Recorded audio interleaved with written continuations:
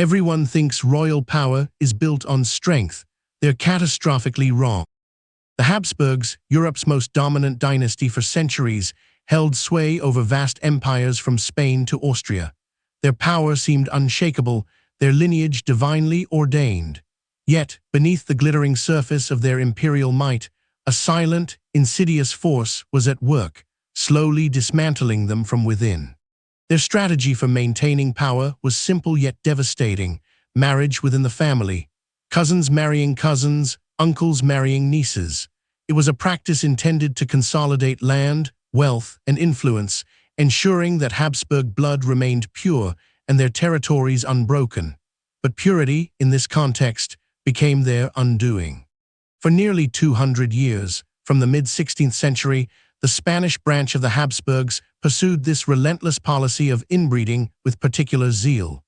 They believed they were fortifying their dynasty, but in truth, they were creating a genetic time bomb, ticking towards an inevitable and tragic explosion. The consequences weren't immediate, but they were cumulative. Each generation saw an increase in congenital defects, a weakening of the royal line. The physical manifestations became increasingly pronounced, a visible testament to the unseen genetic damage. One of the most infamous traits, the Habsburg jaw or mandibular prognathism, became a defining characteristic. This exaggerated lower jaw and protruding chin, while distinct, was just the tip of a much larger genetic iceberg. It marked them, yes, but it also masked the deeper, more severe problems. Children were born with a litany of ailments: intellectual disabilities, speech impediments, skeletal deformities, and a terrifyingly high infant mortality rate. Many who survived childhood were frail, sickly, and unable to produce heirs, jeopardizing the very continuity of the line they sought to preserve. Consider Philip Roman IV of Spain, a powerful ruler who, despite his political acumen, embodied the physical toll. He married his own niece, Mariana of Austria. Their union, meant to strengthen ties, instead compounded the genetic load, paving the way for the dynasty's tragic climax. Their son, Charles Roman II, became the living embodiment of the Habsburg decline. Born in 1661, he was a child of profound physical and mental frailty. He couldn't speak until he was 4, walk until he was 8, and was often described as resembling a puppet more than a monarch. His tongue was so large it made speech almost impossible, and he drooled constantly. His jaw was so pronounced he struggled to chew, often swallowing food whole. Contemporaries called him El Hechizado, the bewitched, believing his afflictions were the work of dark magic.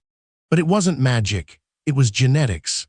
Modern genetic analysis, studying the Habsburg family tree with its 16 generations, has confirmed the devastating impact of their extreme consanguinity.